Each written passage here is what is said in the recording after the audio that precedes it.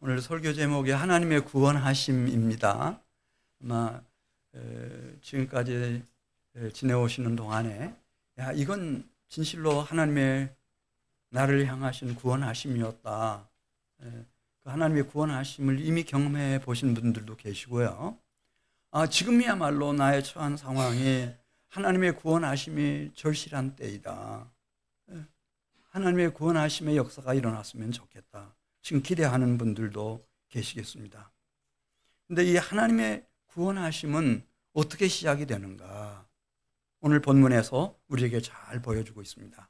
그건 나의 생명과 힘이 되시는 하나님에게서부터 하나님의 구원이 시작이 됩니다. 오늘 1절 말씀 보겠습니다.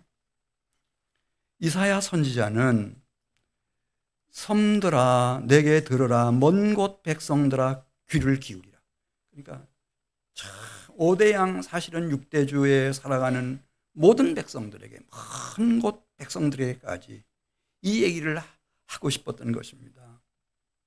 그것은 우리에게는 나의 생명과 힘이 되시는 하나님이 계신다. 그래서 1절 하반절 말씀 보면 그 여호와께서 태에서부터 나를 부르셨고, 그러니까 출생 전부터 그 여호와께서 나를 부르셨고 내 어머니의 복중에서부터 내 이름을 기억하신 분이 계신다. 다윗도 똑같은 얘기를 시편 139편 16절에서 썼습니다. 그분은 내 형질이 이루어지기 전에 당신의 눈이 나를 보셨으며 나를 위하여 정한 날이 하루도 되기 전에 주의 책에 다 나에 대해서 기록했다는 겁니다. 내가 수정란이 되기 전에 어머니 아버지 몸속에 있기 전부터 하나님이 나에 대해서, 내 형질에 대해서 다 기록해 놓으셨다는 거예요. 그 얘기는 그러니까 태어나기 전부터, 그 이전부터, 맨 처음부터 내 생명에 깊이 관여하신 분이 계신다. 그분이 누구라고 하는 얘기일까요? 시편 139편 7절 8절에서 태어나고 난 이후에도 이제껏 이분이 영으로 임하시는 그 임재를 떠날 수가 없었다는 겁니다. 내가 주의 영을 떠나 어디로 가며 주의 앞에서 어디로 피하리까? 내가 하늘에 올라갈지라도 거기 계시며 스올에 내 자리를 펼지라도 거기 계시니이다.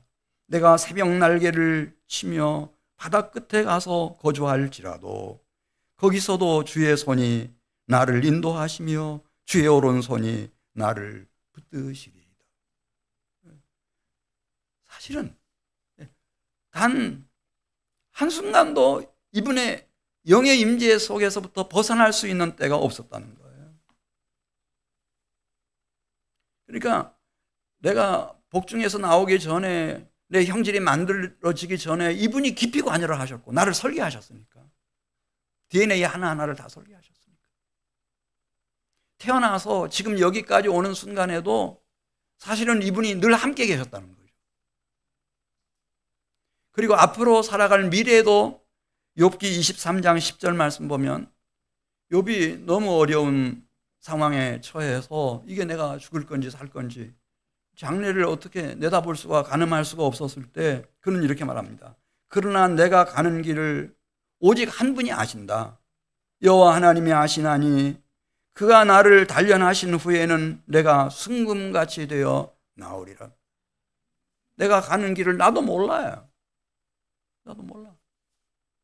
내 생명을 언제 부르실지, 내가 100살까지 살고 싶다 그렇다고 해서 100살까지 사라지는 게 아니고 최소한 90까지는 살아야지 그래서 되는 게 아니라 생명의 주인이신 그분이 계시는 겁니다. 그분이 나의 미래에 나를 인도하실 거다.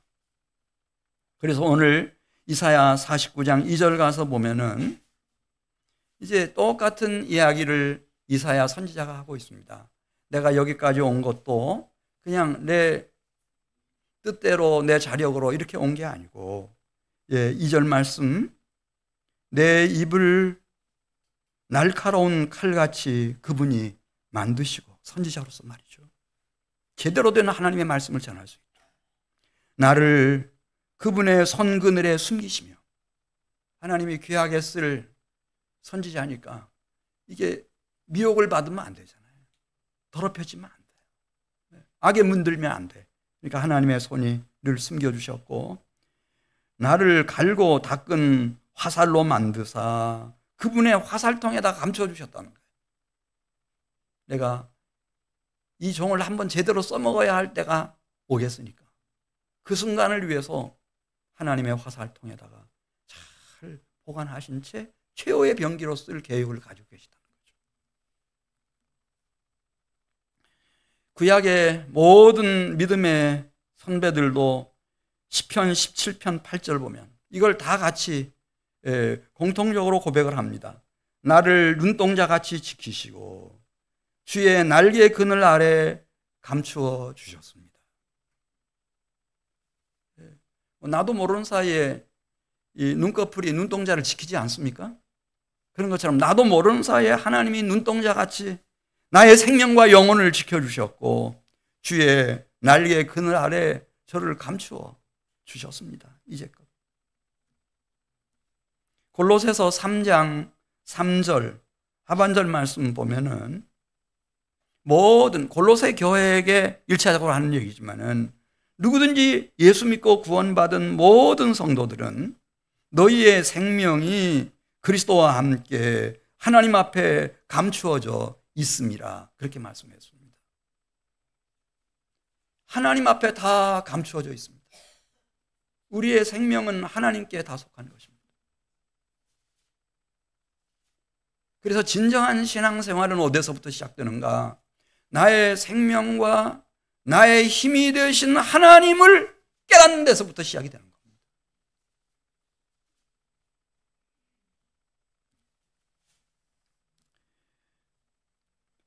이사야 49장 3절 가서 보겠습니다. 이렇게 깨달은 사람들을 하나님이 얼마나 귀하게 쓰시는지 3절에 나와 있습니다. 덮어놓고 그냥 교회 왔다 갔다 하는 사람들 아니고 주의 구원의 역사가 어떻게 어디서부터 이루어지는지 나의 생명과 힘이 되시는 하나님에게서부터 일어난다. 이렇게 제대로 깨달은 사람들.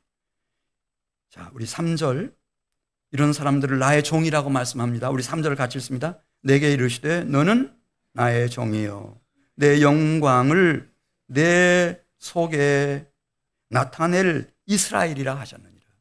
그 한 생명과 영혼을 통해서 하나님이 당신의 영광을 나타내십니다.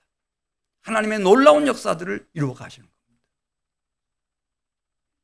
진실로 나의 생명과 힘이 되신 여호와 하나님을 깨닫고 이분을 섬기는 사람들은 경건한 심령과 영혼이 될 수밖에 없습니다. 그 사람들을 향해서 나의 종이라고 말씀하시고 이스라엘이라고 말씀하시면서 그들을 통해서 하나님이 일하시는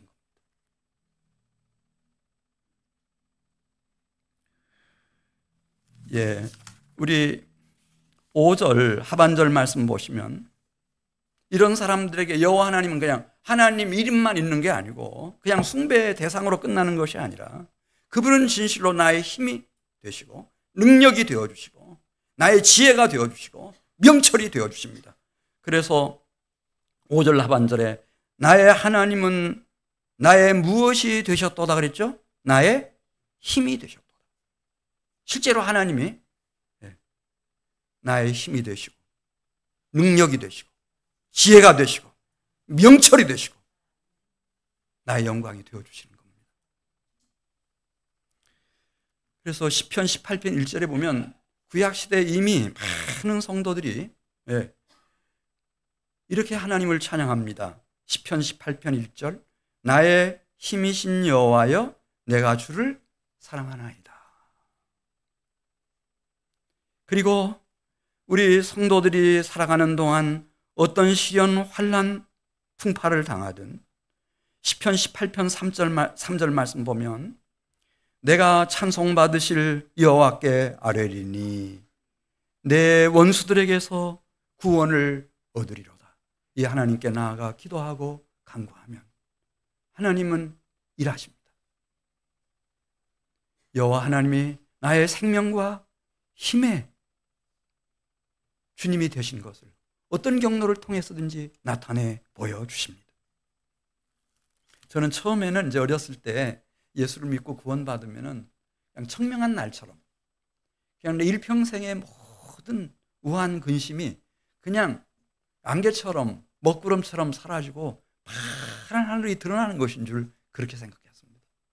그러나 그렇지 않았습니다.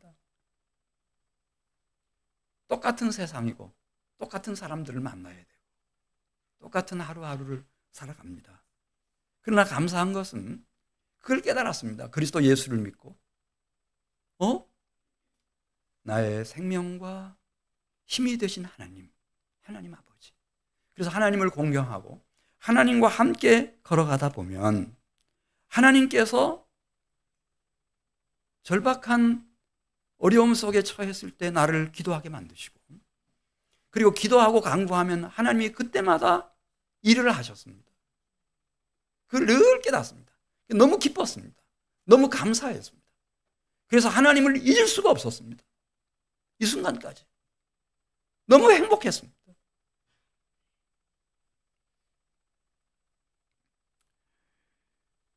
빌립보서 4장 19절 말씀 한번 보겠습니다. 근데 저만 그런 게 아니고 아마 이렇게 나의 생명과 힘이 되신 하나님, 이 하나님을 제대로 그리스도 안에서 만난 사람들은 다 이 경험을 하셨을 겁니다. 빌립보서 4장 19절 보겠습니다. 하나님의 일하심입니다. 하나님의 구원하심입니다. 빌립보서 4장 19절입니다. 나의 하나님이 그리스도 예수 안에서 영광 가운데 그 풍성한 대로 너희 모든 쓸 것을 채우시리라. 할렐루야. 모든 쓸 것을 시적절하게 다 채워주십니다. 그래서 결국 하나님 곧 우리의 아버지께 세세 무궁하도록 영광을 돌릴지어다. 아멘. 만일 한 번에 하나님이 내 모든 문제를, 평생의 문제를 해결해 주셨다고 하면 지금 저 목사 안 됐을 수도 있죠. 아마 그럴 가능성이 농후합니다. 왜냐하면 우리 인간은 망각하는 존재여서 그때 한 번 하신 일을 지금까지 기억할 수가 없습니다. 진작에 떠났겠죠. 근데 이렇게 매일매일 순간순간 하나님이 일하시니까 나의 모든 쓸 것을 다 채워주시니까 전용일 목사가 무슨 사택이 탐이 나서 절대 그런 생각하지 마세요. 저는 이미 하나님이 원래부터 먹이시고 입히시고 제 필요 다 채워주셨습니다. 저 하나님 의심하지 않습니다. 네. 또 한민교회 성도들이 다 수준 있는 성도들이라고 생각합니다. 당신이 이제 임기 끝났으니까 저 한국 땅 떠나라. 그런 교회도 있었습니다. 당신 미국 가서 계십시오.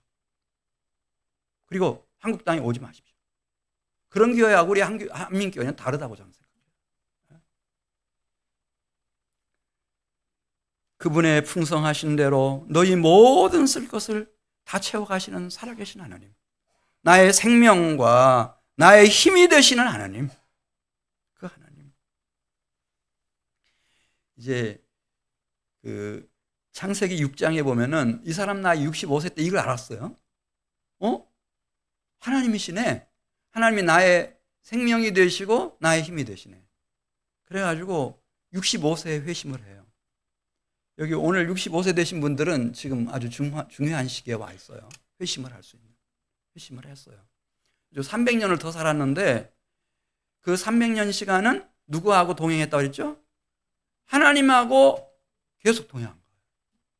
그랬더니 제가 성경 찾아보니까 뭐라고 썼는가 하면 에녹이 하나님과 동행하더니 하나님이 그를 데려가심으로 세상에 있지 아니하였더라. 죽음을 보지 않고 데려감을 받았어요. 놀라운 일이에요. 네. 죽음을 이기는 생명으로 인도함을 받은 거예요. 그래서 하나님의 구원이 있다. 하나님의 구원은 어디서 시작되느냐 그거 얘기한 거예요. 예수님을 믿고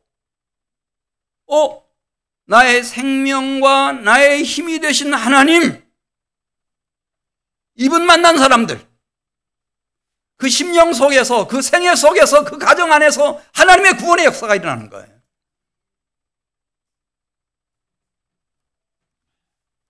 자, 이사야 49장 6절 상반절 말씀 보겠어요. 이런 사람들은 하나님이 얼마나 귀하게 쓰시는지 이 세상 사람들하고는 달라요. 하나님이 하나님의 영광과 하나님의 나라를 위해서 얼마나 귀하게 쓰시는지. 거기 6절 상반절에 나와요. 그는 여기서 하나님입니다. 여호와 하나님. 그가 이르시되 내가 누구의 종이 된다고 그랬어요? 하나님의 종이 되어 야곱 지파들을 일으키며, 지금 기진맥진해서 쓰러져 있는, 그래서 죽어가는 야곱 지파들을 너가 일으키며 이스라엘 중에 버전된 자들, 이 남은 자들을 돌아오게 할 것은 매우 쉬운 일이 될 거다. 아주 쉽게 너가 나의 종이 돼서 이스라엘 중에 버전된 자들을 하나님께로 돌아오게 한다는 거죠. 이거 한다는 거예요. 할렐루야. 왜 대통령이 되는 겁니까, 여러분? 몰라요. 근데 여기 말씀하시는 거예요. 하나님을 멀리 떠나 있는 생명과 영혼들을 하나님께로 돌아오도록 하기 위해서. 지미 카터 같은 사람은 투철했잖아요. 침례교 안수 집사. 그 정신이. 그냥 재임에 실패하더라도 사람 죽이지 않고, 무력 쓰지 않고, 깨끗하게 딱 놔두고. 쓰임이 달라요. 우리는 땅이 중요하다, 건물이 중요하다, 막 그렇게 말하지만 예수님이 마가복음 8장 36절에서 그렇게 말씀하셔요. 그래? 근데 그보다 더 중요한 게 있다. 온 천하를 주고도 바꿀 수 없는 것이 있다. 그게 뭔지 아는가? 뭐라고 그랬죠? 사람의 목숨, 생명, 영혼이다 그랬어요. 예수님이 시몬과 안드레를 찾아오셨어요. 나를 따라오라는 거예요. 왜 따라오라고 그러셨어요? 내가 너희를 무엇을 낚는 어부가 되게 해주겠다 그랬어요? 사람 낚는 어부가 되게 해주겠다.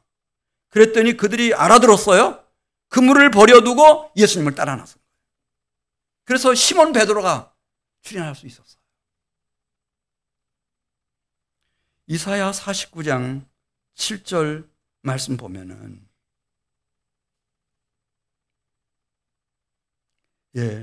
7절 말씀 우리 한번 같이 읽습니다. 이스라엘의 구속자, 이스라엘의 거룩한 이이신 여호와께서 이제 선발을 하셔요.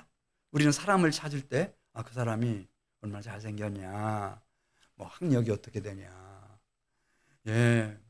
뭐 요즘 교회들은 뭐 얼마나 말을 잘하느냐, 얼마나 돈이 얼마나 있는가, 막 여러 가지 보겠죠. 근데 하나님은 하나님의 영광과 하나님의 나라를 위해서 일꾼들을 선발할 때 여기 좀 특이해요. 사람에게 멸시당하는 자 중에서, 백성에게 미움을 받는 자 중에서, 또 관원들에게 종이 된 자들 가운데서 신실하신 여호와가 당신이 쓸만한, 동역할 만한 일꾼들을 선택해내신다는 거예요. 이게 역설이죠. 이게 역설이에요. 이사야 49장 8절 가서 보면은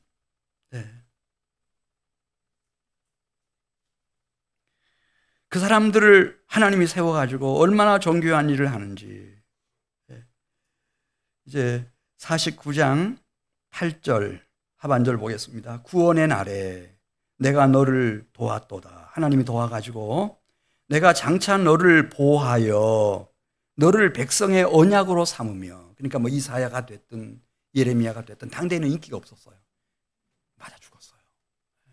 이사야는 끌려가가지고 톱으로 켜져서 죽임당하고, 예레미야도 또 애굽까지 끌려가가지고 그래서 죽임당. 진짜 인기 없었어요, 이 선지자들. 근데 여러분 아시잖아요. 그 이사야가 한 얘기, 예레미야가 한 얘기, 그 언약의 말씀을 가지고 70년이 되고 북이스라엘은 200년이 다 되어가는데도 그들을 다 남은 자로 일으켜서 다시 성전을 일으키시고 나라를 일으키잖아요. 이게 하나님이 하시는 일이에요. 자, 9절 말씀 보겠어요. 그럼 어떻게 이런 일이 가능하냐? 그것은 하나님의 일꾼들은 하나님이 함께 하셔서 그래요. 9절에 나오죠?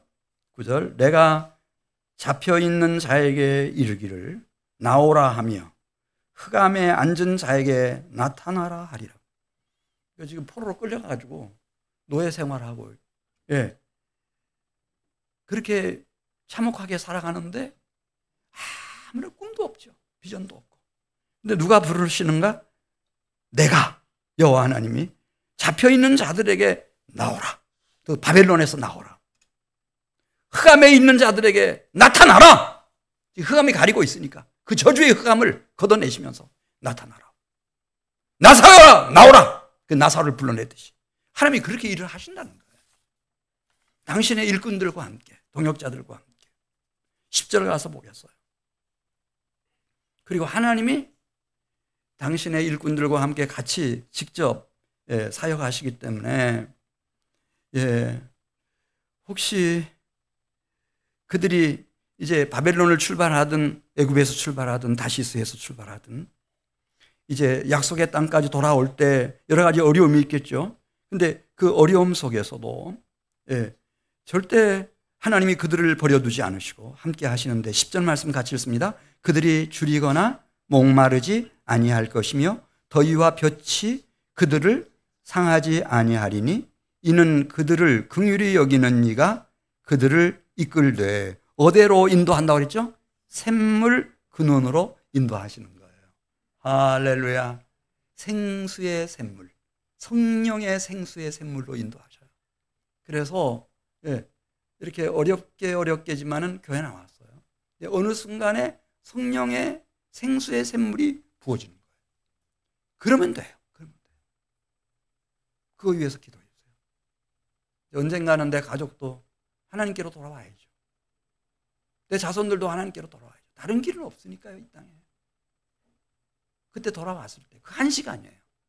1시간 하나님 우리 목사님에게 긍휼을 베푸시고 보혈로 덮으시고 성령으로 기름 부어주셔서 여기 말씀하신 것처럼 성령의 생수의 샘물을 마실 수 있게 해주십시오. 그거 한 번 마시면 되는 거예요.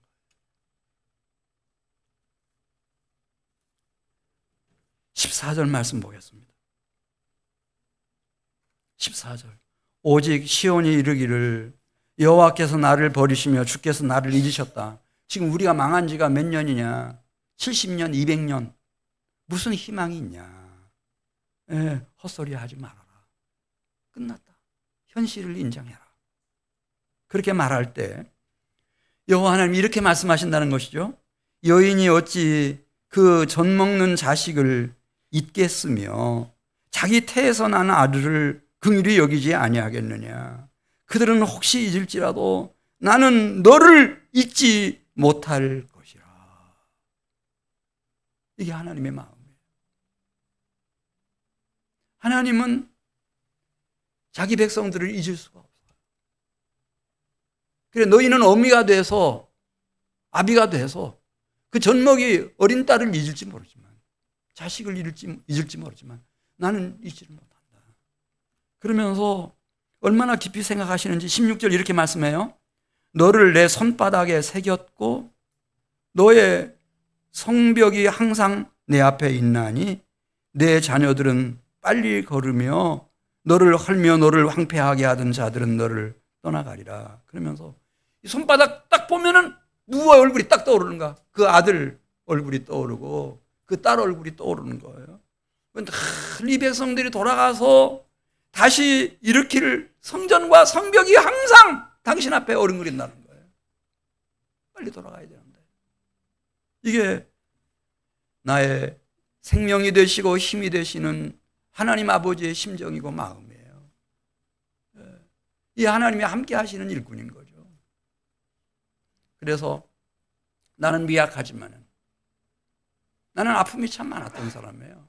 그럼에도 불구하고 하나님을 멀리 떠나 있는 사람의 생명과 영혼을 하나님 앞으로 이끄는 자가 되게 하시는 거예요. 이게 다른 거예요. 내가 군인이 돼도 상관없고 경찰이 돼도 괜찮고 교육 공무원이 돼도 괜찮고 무슨 사업을 해도 괜찮고 다 좋아요. 다 좋아요. 그러나 그 궁극적인 목표는 뭔가? 내가 시를 쓰든 그림을 그리든 음악을 하든 결국은 하나님을 멀리 떠나 있는 한 사람, 그 생명, 그 영혼을 하나님께로 돌아오게 하는 거예요. 하나님께로 이끄는 거예요. 그걸 위해서 하나님이 나를 쓰셔요. 물론 때로는 이렇게 잘 되지 않을 때도 있죠.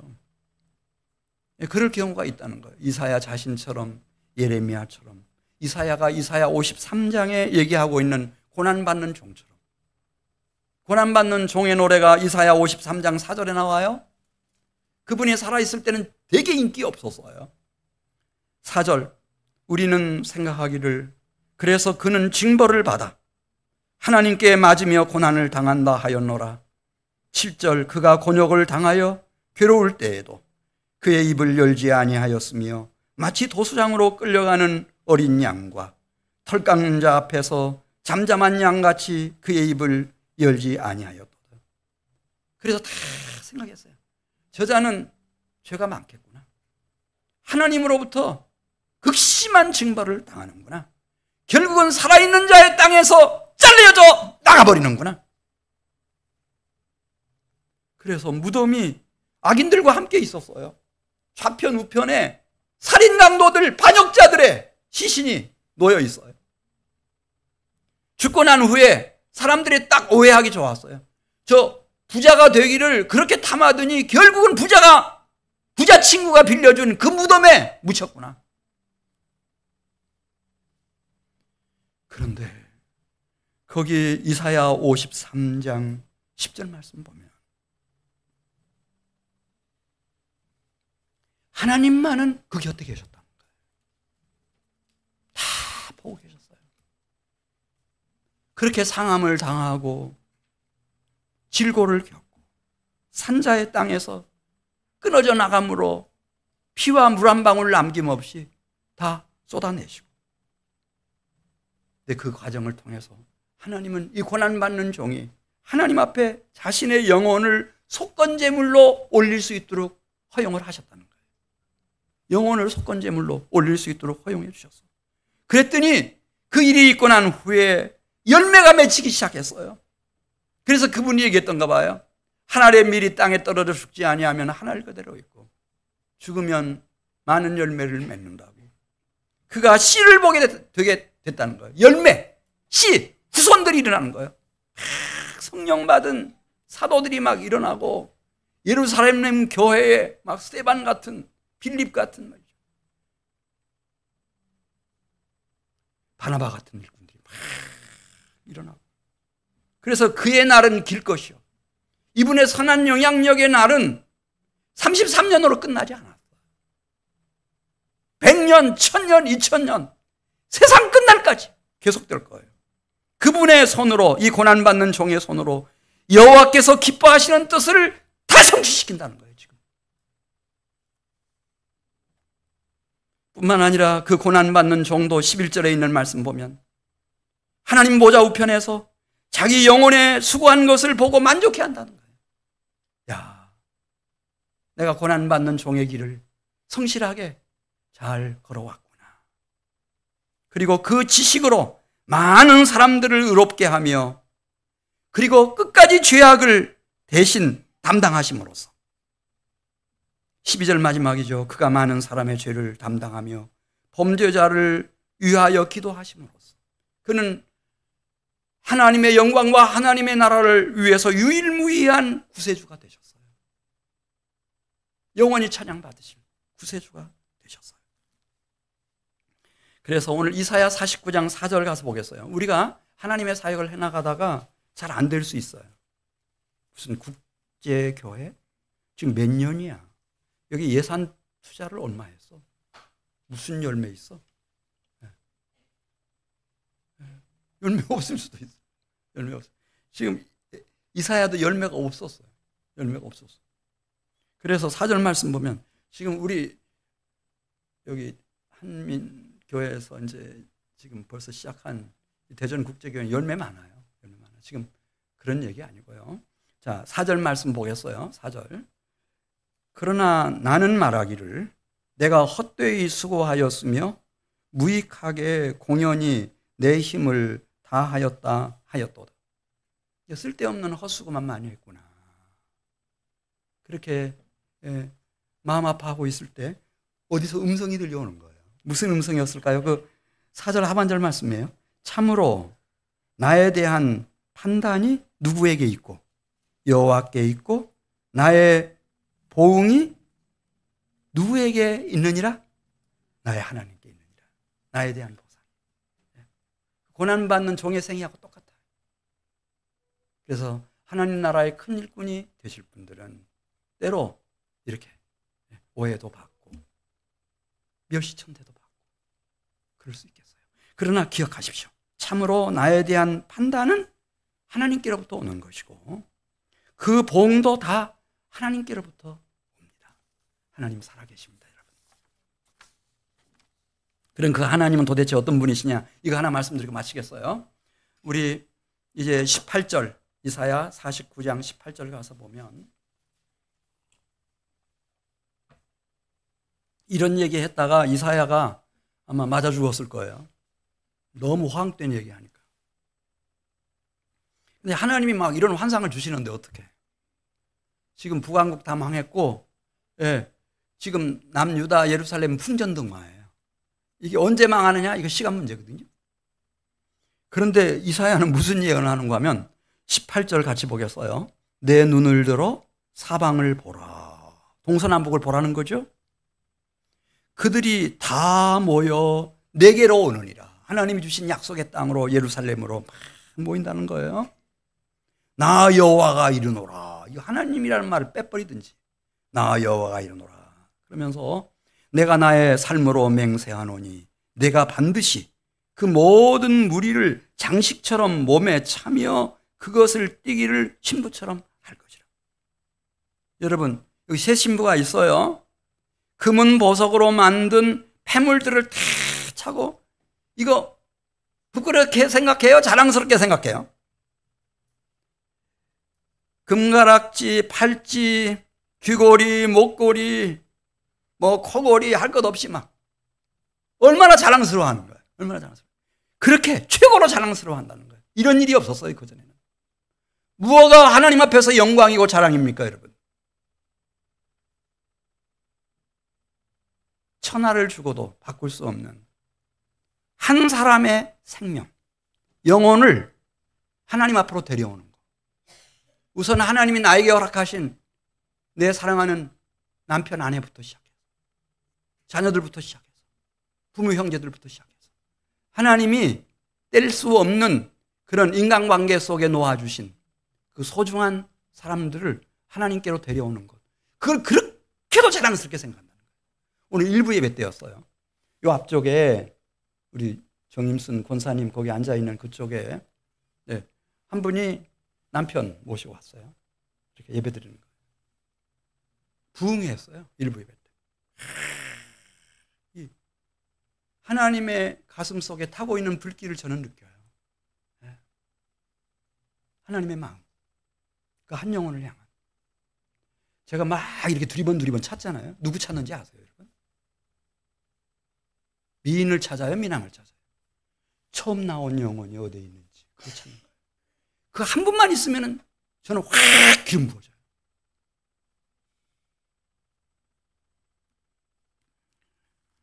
자, 19절 가서 보겠어요. 19절.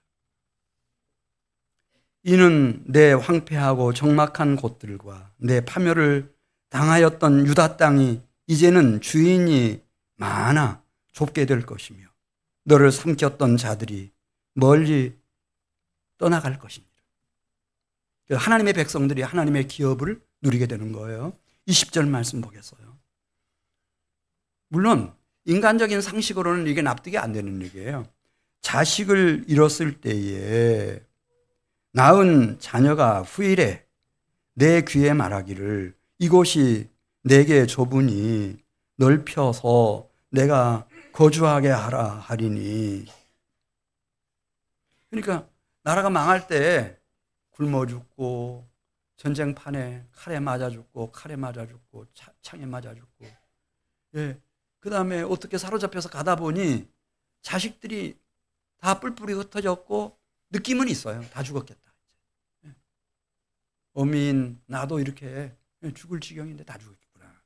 그런데 후에 그때에 내가 내 마음에 이르기를 누가 나를 위하여 아들을 낳는고 나는 자녀를 잃고 외로워졌으며 사로잡혀 유리하였거늘 이들을 누가 양육하였는고 나는 홀로 남았거늘 이들은 어디서 생겼는고 하리라. 예. 누가 이렇게 하셨나? 하나님이 다 길러주셨어요. 예. 다 지켜주셨어요. 그리고 인도해 주셨어요. 그 하나님의 백성들이에요. 그들은 와서 나를 어머니라고, 이 아이들이 할머니라고 부르는 이 많은 사람들이 다 하나님이 눈동자같이 지키고 길러주시고 보호해주시고 인도한 사람들이에요.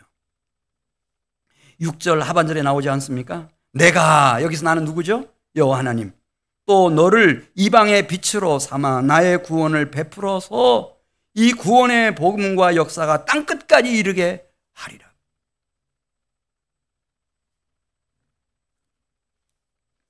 49장 22절 말씀 보겠습니다. 이 하나님의 가슴 속에는 세상을 구원하시고자 하는 열망으로 불타오르고 있어요. 22절 주 여호와가 이같이 이르노라 내가 문나라를 향하여 나의 손을 들고 민족들을 향하여 나의 기치를 세울 것이라. 그들이 내 아들들을 품에 안고 내 딸들을 어깨에 메고 올 것이다. 여호와 하나님이 이같이 이르노라. 문나라, 열방, 모든 백성들이 하나님께로 돌아오는 이 소원, 이것이 불길처럼 하나님의 가슴 속에 타오르고 있습니다. 그리고 이 하나님의 소원은 마침내 이루어져서 23절 하반절 보면 그날에 내가 나를 여호와인 줄 알리라. 나를 바라는 자는 수치를 당하지 아니하리라. 24절 아수르 사람들에게 다 빼앗겼어요. 백성들을 바벨론 사람들에게 다 넘겨줬어요. 이 유다 나라를, 예루살렘을. 끝났죠. 근데 이게 끝난 게 아니라는 거예요. 왜냐하면 여호와 하나님이 계시기 때문에. 24절 보겠어요. 용사가 빼앗은 것을 어떻게 도로 빼앗으며 승리자에게 사로잡힌 것을 어떻게 건져낼 수 있으랴. 그렇지만 25절 주님 말씀하시면 내가 구원을 낸다는 거예요. 25절 같이 읽습니다. 여호와가 이같이 말하노라. 용사의 포로도 빼앗을 것이요 두려운 자의 빼앗은 것도 건져낼 것이니 이는 누가? 내가 너를 대적하는 자를 대적하고 내 자녀를 내가 구원할 것입니다. 하나님이 하시는 거예요. 26절 가서 보겠어요. 26절 말씀 보면 이 하나님이 일하셔요. 이 세상을 구원하시는 일을 하나님이 이끌고 계셔요. 26절 같이 읽어요. 내가 너를 억압하는 자들에게 자기의 살을 먹게 하며 새술에 취함같이 자기의 피에 취하게 하리니 모든 육체가 나 여호와는 너의 구원자요 내 구속자요 야곱의 전능자인 줄 알리라. 그렇게 말씀하시고 이사야 9장 7절 마지막에 만군의 여호와의 열심히 이를 이루시리라. 이 세상을 구원하시는 하나님의 소원의 불길은 반드시 이루어져요. 왜냐하면 만군의 여호와의 열심이 있기 때문에 그래요. 그러니까 우리가 그냥 우리 조그마한 생각으로 뭐 한민교회 뭐 세계 선교 뭐 어쩌고 저쩌고 뭐 국제교회 어쩌고 저쩌고 그게 무슨 의미 있나? 그렇게 생각하시지 마세요. 이것은 하나님의 가슴에 피어오르고 있는 염원의 불길이고요. 만군의 여호와 하나님의 열심이 이것을 이룰 수밖에 없어요. 이 역사의 방향이라고 하는 것이 이게 우리가 구속사라고 말하는데 기독교 역사관을요. 여기를 향해서 지금 가고 있어요. 어떤 사건이든 다 여기로 이제 귀결이 되는 거예요. 자, 이사야 48장 12절 말씀 보겠습니다. 이사야 48장 12절 말씀 보시면은 이 하나님이 누군지를 우리가 조금 이해하고 가셔야 돼요. 이분은 창조주이시고 우주 끝까지를 처음부터 마지막까지 통치하시고 운행하시는 분이셔요. 그러니까 이분의 결심을 우리가 거역할 수는 없어요. 피조물로서. 자, 이사야 48장 12절 야곱아 내가 부른 이스라엘아 내게 들어라. 나는 그니 나는 처음이요 또 나는 마지막이라. 알파와 오메가라는 겁니다. 과연 내 손이 땅의 기초를 정하였고 내 오른손이 하늘을 폈나니 내가 그들을 부르면 그것들이 일제히 멈춰 선다 그랬어요. 이분이 운행하세요. 그러면서도 14절 보겠어요. 이사야 48장 14절 보면 이분은 역사의 주관자세요. 이 세상 나라의 역사의 주관자세요. 이분이 아수르를 심판하시면 아수르는 멸망당하는 거예요. 바벨론을 심판하시면 바벨론은 영원히 멸절당하는 거예요. 이분이 다 하세요. 그렇게 썼어요. 이런 말 누가 한 사람도 없다는 거죠. 그래 14절 보면 너희는 다 모여 들으라. 나 여호와가 사랑하는 자 고레스를 말하죠. 페르시아 제국을 창건했던 고레스 왕을 말해요. 사랑하는 자는 나의 기뻐하는 뜻을 바벨론에게 행하리니 그의 팔이 갈대아인에게 임할 것이라. 거짓말처럼 바벨론이 무너지고 그 백성들이 심판을 받죠. 그들 중에 누가 이 일을 알게 하였느냐? 이거 감히 짐작도 못했어요. 바벨론이 그렇게 허망하게 무너질 것을 한 사람도 예상 못했을걸요. 나 곧 내가 말하였고 또 내가 그를 부르며 그 고레스를 인도하였나니 그 길이 형통해서 고레스가 느닷없이 내 제국 내에 있는 모든 유다인들은 다 기업의 땅으로 약속의 땅으로 다 돌아가서 성전 재건해라. 다 도와줘라. 다 도와줘라. 성전이 다시 일어나지 않습니까? 그렇게 하실 수 있는 분이라는 거죠. 또 48장 17절 말씀 보겠어요. 그러면 하나님은 뭐 큰 제국의 뭐 황제급하고 이렇게 노네. 그럼 나하고는 하나님하고는 뭐 거리가 멀어도 너무 멀구나 이렇게 생각할지 모르겠는데 이사야 48장 17절 말씀 보면 그렇지 않습니다. 그냥 평민인 아니 나에게까지라도 이런 큰 왕이신 여호와 하나님이 나에게 유익하도록 이렇게 가르쳐 주신다는 거예요. 계속 가르쳐 주셔. 당신의 종을 통해서 또 진리의 성령을 통해서 그리고 우리가 마땅히 행할 길로 하나님이 성실하게 인도하신다는 거예요. 그 얘기가 지금 17절에 나오지 않습니까? 17절 같이 읽습니다. 너희의 구속자시여 이스라엘의 거룩한 이이신 여호와께서 이르시되 나는 내게 유익하도록 가르치고 너를 마땅히 행할 길로 인도하는 내 하나님 여호와라. 할렐루야. 그리고 이 하나님의 인도하심을 성실하고 정직하게 받들고 가면은 하나님의 구원의 역사가 막 일어나요.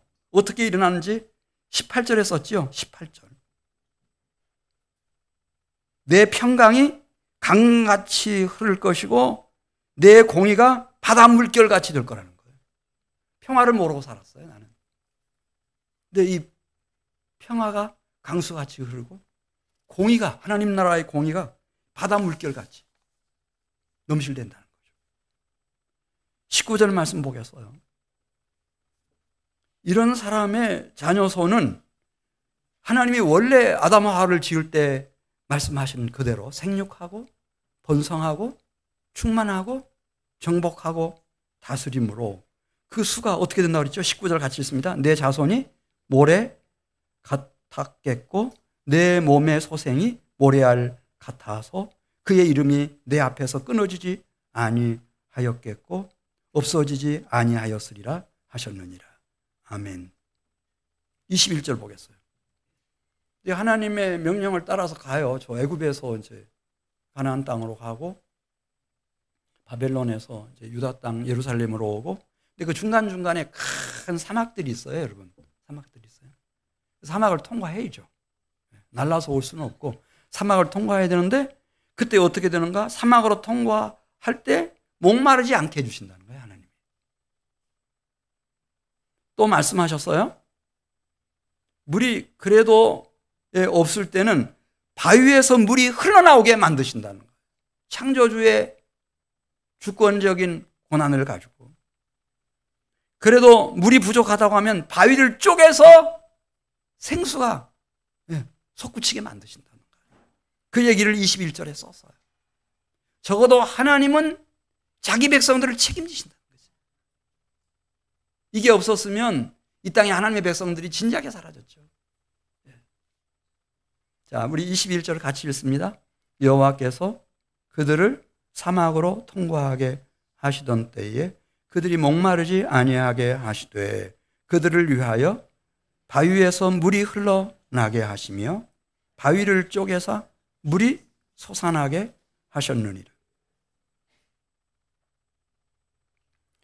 네, 이제 요한계시록에 보면은 소아시아 7교회가 나오는데 그 중에 제일 이제 사람 숫자도 성도 수도 작고 예산도 미비하고 가장 약했던 교회가 빌라델비아라고 하는 교회예요.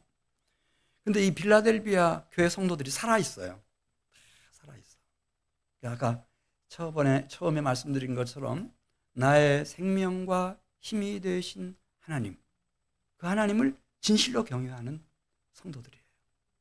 그래서 하나님이 한 가지 약속을 하세요. 빌라델비아 교회에게 무슨 약속을 하셨는가 하면 내가 내 앞에 열린 문을 두었으되 능히 닫을 사람이 없을 거다. 여호와 하나님이 약속하셔요. 빌라델비아 너희 교회를 위해서는 내가 무슨 문을 두겠다고 그랬죠? 닫혀져 있는 통과할 수 없는 문이 아니고 열린 문을 두겠다. 왜 그 열린 문을 빌라델비아 교회에게 주시는지, 내가 내 행위를 아는데 내가 작은 능력을 가지고서도 내 말을 지키며 내 이름을 배반하지 않았기 때문에 내가 열린 문을 두겠다고 그랬어요. 한민교회가 여기 올 때까지 장애물이 많았어요. 문이 없을 때가 없었어요. 열지 못할 것만 같았던 문이 한둘이 아니었죠. 근데 나중에 알았어요. 여러분들이 그렇게 교회 사랑하고 기도하고 나의 생명과 힘이 되신 하나님을 찾으니까 제가 지금까지 내린 총결론이에요. 아하, 이 한민교회는 빌라델비아 교회구나. 우리 교회 앞에 하나님이 무슨 문을 두셨나? 열린 문을 두셨다. 이거 하나는 제가 감히 말씀드릴 수 있어요. 앞으로도 그럴 거예요. 여러분들이 떠나지만 않는다면, 여러분들이 이 자리만 잘 지켜주신다면. 자, 에베소서 1장에 그런 얘기가 나와요. 하나님이 천지를 창조하시기 전, 창세 전에 그리스도 안에서 택한 주의 백성들이 있답니다. 그리스도가 오시기 전, 그리고 이 우주 세계가 만들어지기 전에, 창세 전에 그리스도 안에서 택한 하나님의 백성들이 있대요. 그리고 그 개인 한 사람 한 사람을 향해서 하나님이 예정하신 게 있어요. 다 예정해 놓으신 게 있어요. 그 예정을 따라 주의 백성들을 일으키는 일을 하시는 것이 하나님의 소원이에요. 이 불길이 이 하나님의 가슴 속에 타오르고 있어요. 이 만군의 여호와의 열심이 이 세상을 구원하시는 일을 이끌고 계시기 때문에 이 역사의 방향을 우리가 놓치지 않는 거죠. 영아부부 어린아이부터 시작해서 에녹회 제일 연장 되시는 장로님까지 다 이 교회의 방향, 그것은 세상을 구원하시는 거예요. 세상을 구원하시는 거예요. 그래서 이사야 49장 11절 12절 같이 보겠습니다. 이 언뜻 읽으면은 너무 이 과장법이 심하다 이렇게 생각할 수 있겠는데 그게 아니고, 저는 이 하나님의 그 가슴 속에 타오르고 있는 불길을 너무 실감나게 시적으로 이렇게 표현했다고 저는 그렇게 생각해요. 이사야 49장 11절 12절. 내가, 여기서 나는 누구예요? 여호와 하나님이에요. 지금 여기서는 오늘 본문에서는 나는 항상 하나님이에요. 하나님이 주체가 되시는 거예요. 내가 나의 모든 산을 길로 삼고 나의 대로를 도두리니. 왜냐하면 자기 백성들이 돌아올 수 있도록 산 봉우리와 산 봉우리를 다 연결하신다는 거죠. 푹 꺼진 부분들은 육교를 설치하든 뭐 흙을 메우든 해가지고요 대로를 만드신다는 거예요. 내가 나의 모든 산을 길로 삼고 나의 대로를 도두리니. 그 길로 어떤 사람은 먼 곳에서 돌아오고 어떤 사람은 북쪽에서 돌아오고 서쪽에서 돌아오고 어떤 사람은 한 번도 이름을 들어보지 못한 신임 땅에서 돌아오리라. 그날 하늘이여 노래하라, 땅이여 기뻐하라, 산들이여 즐거이 노래하라. 우주 공간에 찬양으로 가득할 거예요. 이 순간을 하나님 꿈꾸시는 거예요.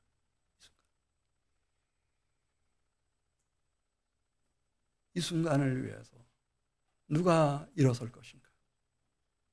어떤 가정이 세워질 것인가? 이 한민교회가 어떻게 이 하나님의 소원, 불길 같은 소원, 만군의 여호와의 열심, 이걸 받드는 주님의 몸된 교회가 될 것인가? 시편 100편 1절에 시편 전체의 요절 같아요. 제 느낌에는. 외우기도 쉬워요.